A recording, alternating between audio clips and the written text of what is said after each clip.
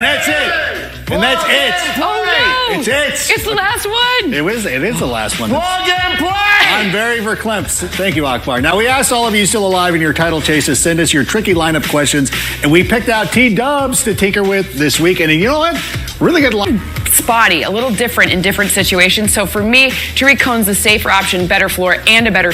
Both of these guys could be somebody that you start.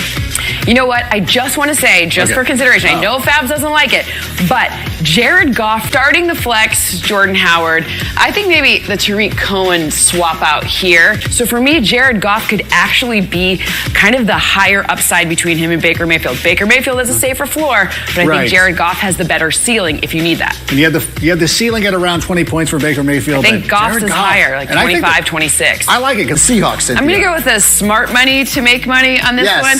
I'm going to go with Joe Mixon in this matchup. It's not the best matchup. James White, who has suddenly been a bust. I mean, what's going on? And Zach Zenner. You know what? I really want to go with Zach Zenner. And if you would go with Zach Zenner because you're a Lions fan, you go right ahead. I wouldn't go with Zach Zenner because I'm a Lions fan. I can't do it. I'm going to stick with James White. Okay, listen. Mike Evans, who's been kind of and then Allen Robinson, who's been really So really, I mean, Allen Robinson hasn't done much this season. Okay, well, I think this is where that changes. Ooh, there you go. Look, when you're in a situation where you have a better matchup, this team's got, as they make their playoff run, they're going to need to see what they got with Allen Robinson. Yeah, he scares me. All right, last one. This is the guy right here, right? Kenny Galladay. Stop picking on my Lions. Game last week. Stop with my Lions already. Robbie Anderson. Who am I going? You're definitely going with Robbie Anderson. I'm going with Robbie Anderson. Why? Well, Xavier Rhodes. I mean, I know this is a PPR leagues as well. All right, one more for everyone whose 2018 season is done and dusted. If you are in a keeper league, some players on your roster might seem like they're obvious to earmark for next year, but we got a few guys that you might want to think twice about. And Akbar, I believe you are going to get us started. Yeah, I would have to go with Patrick Mahomes because 4 or 5. He's likely to be in a committee situation because Rashad Penny, A, is kind of a committee when he's healthy this year, and B, was their first round pick. So not someone that I would want to tab as one of my keepers. Yeah? Fair enough. Okay. That's our show. Like Von Miller, who made a special appearance at the Broncos Boys and Girls Club holiday party, calling himself Vonta Claus, but failing to fool the 200 or so kids in attendance. I think the glasses gave it away. And the Cardinals are eliminated, but there are lots of various motivations in play for them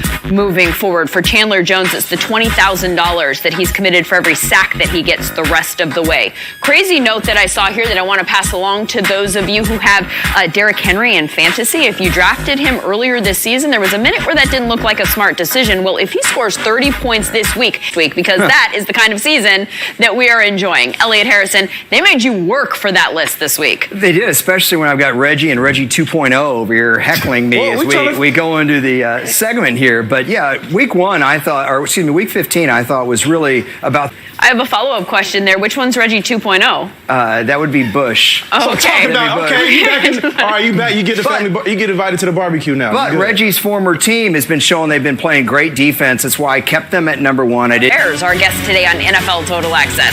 With Scott Hansen, I'm Lindsay Rhodes. It is the season to either clinch a playoff spot or make sure you're okay going into next year. The Carolina Panthers all but eliminated from the postseason, and today we found out they need to win, and a path to do so may be opening up. Willie McGinnis, I know you've got your eye on the injury report this week. Oh, Dak, they'll come back and make some plays. Why is it good?